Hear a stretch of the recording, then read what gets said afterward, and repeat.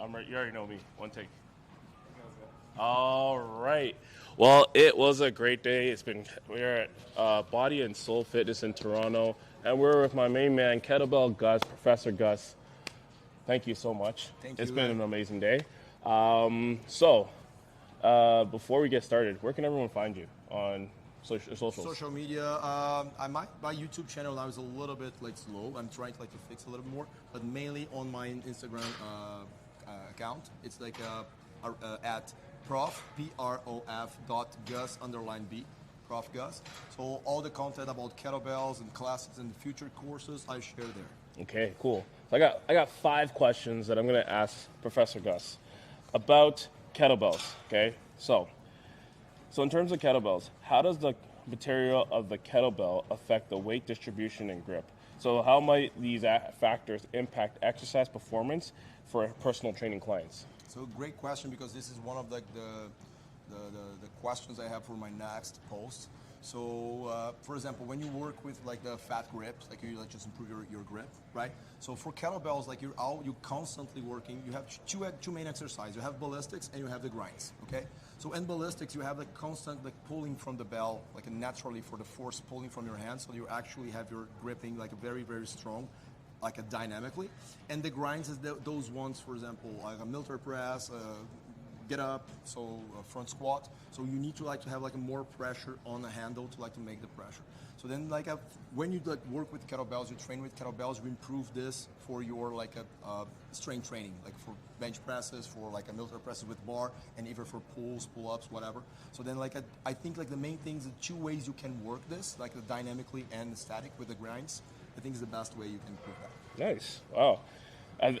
We spent the entire day doing kettlebells, and right now, as a power lifter, I would say that the biggest thing it's the cardio that has affected me, but then realizing that I can still do it. Yeah. Right? It's challenging, but I spent the entire day, but I'm like, okay, this is good. This is a good workout. Tomorrow I'm probably going to feel a little bit more. Okay. All right, so can you explain to me the significance of the different handles and designs of kettlebell? So the difference between a competition kettlebell and a standard kettlebell that you see in most gyms. For sure. So we saw this on the beginning. Every beginning of the course, I explained this. So we can explain to your audience. So we have 2 types of kettlebells. You have an iron cast or cast iron and pro grades. So iron cast is for hard style kettlebells. That style of training we did today. So the pro grades is for the gear avoid or kettlebell sports, right? The difference is for iron cast, we have different sizes. Depending on the size of the bell or the weight of the bell, you have different sizes. And this will affect the size of the handle or the space, right? You have 3 parts on your bell. The body is the ball. The handle is where you hold. And then the space inside we call the window. So when you have the small bell, you have a little bit small window. It will affect where the kettlebell hands on your grip, here on the rack position. So, which is different for kettlebell sport, because kettlebell sport, you have the same tool for every single weight, because as a competition, you need to have the standard size, thickness of your handle, the size of your bell, the body of your bell. So then we have mainly 2 differences. A very common question that shows up on my courses, if you can train one style with another. So it's possible, for example, if you have a pro grade bells and you want to train hard style, so you can work the pro grade bells. But if you want to compete on the kettlebell sport, it's hard to train with iron cast, because at the time you go for the competition, it's not going to be the ideal tool. But the main difference is the size, and one important thing is the angle of the handle as well. So here's a question. Now, you said kettlebell competition. Where do kettlebell competitions happen? When or where? Where and when? I've never seen it. So look, when I start to work with kettlebells, I start to work with the giveaway. So I didn't know this division. It was a very new, very fresh. And then after I realized we have 2 ways: the giveaway sport, the kettlebell sport giveaway, or kettlebell hard style. So I did a course of kettlebell, and I researched a little bit. I have some friends doing. I know here in Canada we have some competition. We have some good people I can share with you on my social media. Some good people to follow. They do this competition, but I believe it's it's a similar a weightlifting competition. Yeah. We have some rounds. You have some season that happens, and you have a world champion every year. I have some Brazilian team, I have a Canadian team, a world team. You make me want to compete in if I'm not wrong, kettlebells. yeah. So I had some, as I told you, I have some friends. They compete. Like this year, the competition was in Hungary. Yeah. So then next year will be in Poland. Wow. So every year you have like some like small championships or regional championships to reach the level. Yeah. And if you have the level, you're qualified to work. So what's the, I guess, like, so powerlifting, squat, bench, deadlift, and then totals. So what is it for kettlebells? Kettlebells is more about like the weight, the categories, time and reps. Okay. And you have like a 3 different, I don't know, I'm not sure like how much the different styles you have, but you have like swings, you have biathlon, you need like to clean and press, and snatches as well. Okay, cool. Nice. All right, 2 more questions. Sure. So how do adjustable kettlebells compare to traditional ones? So I don't know if you've seen the Bowflex ones that they sell that you get. So in terms of the adjustable kettlebells, how are the difference between the hard style ones that you just suggested? And in terms of clients, which one would a client be able to get? Perfect question. So if you follow me, like my followers know, like I'm not a big fan of adjustables because I'm a classic hard style trainer. So like the adjustable ones, they don't fit well on your head. So like, but again, so like when I was young, I was not like a polemic guy. So no, like adjustable kettlebells doesn't work. It's a shit thing. Like, so anyway, so like now I've seen like, for example, for a personal trainer, you want to like to work, for example, a swing maybe can be a solution because like if you like go for like your client's house, you move around, so you need something easy to do. So you're not gonna carry like a 5, 4, 6 kettlebells, right? Yeah. You can have the adjustables. If you train kettlebell, if you have a chance to have like the real ironcast, official ironcast, to work with the real kettlebell training, I suggest you to have like ironcast bells. Otherwise, for your clients, I would say maybe clients just starting in the kettlebell training, maybe adjustable, it will be a solution. Nice. All right, last question. So are there any emerging technologies or features in the kettlebell design that personal trainers should be aware of and stay updated? So I think you posted something with the kettlebell on 2 side. Okay, Yeah. so yeah.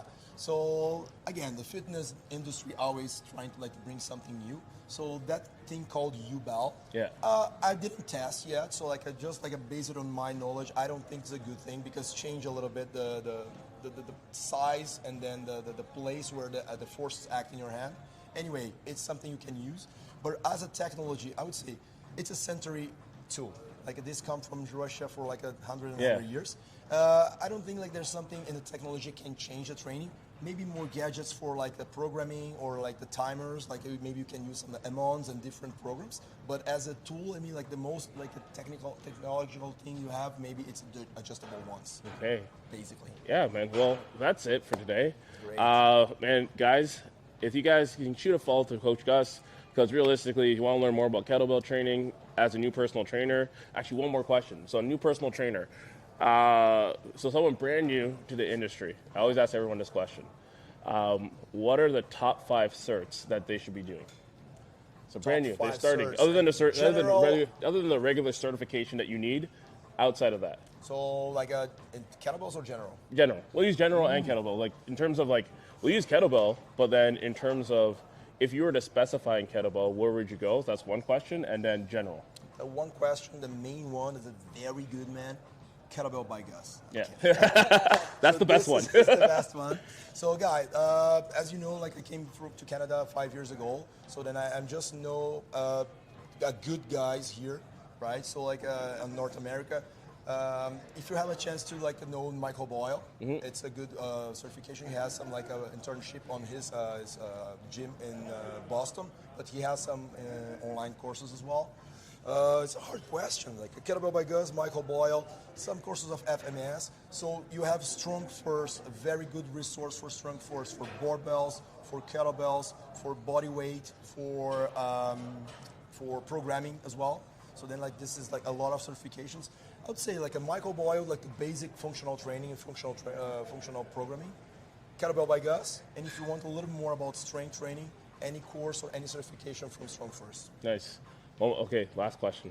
I keep on saying last question. Okay. Good, I like it. How did you start? How did you actually get started in personal training? So you started you were from Brazil. I'm from Brazil. You were born in Chile. I was born in Chile, 5 years in Chile, and then I came back to Brazil. And then you were training in Brazil. I'm training in Brazil. So how did you get started in Brazil? So in Brazil, it's a little bit different than Canada, Manny. So because you need to go to university, right? We have like something similar like kinesiology. Yeah. So we have like a physical education university. So you need to go to the university in order to have your diploma, in order to have your license in personal training. We don't have like 3 days can fit or like other like short certifications or even college. You have like a health and fitness coach. 2 years. We don't have that.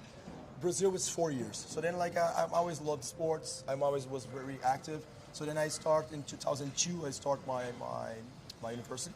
So 21 years ago. Wow. So then I just start to work right after. And then when I just graduated in 2007, I become like a personal trainer, but I work with in the gyms before. After this functional training, I just started to work with kettlebells 12 years ago. And then, yeah, basically I'm just like start like to know a little more, search and study. For a new personal trainer, you just gave me a question for like what certifications I do. I would say for new personal trainers, like be ready. You never will stop to study. You need to study every time, all the time, because always changing, always something new. So then I did this, like always more certifications, more knowledge, and here I am, fortunately. A teaching course for you guys. Well, it's an amazing course. Thank you so much, Gus. Thank you so much for tuning in today. Guys, if you have anything, make sure you shoot any DMs, any questions. Make sure you follow Professor Gus. Thank you for joining us on the Rise and Thrive podcast. This has been a pleasure. Peace. Thank you.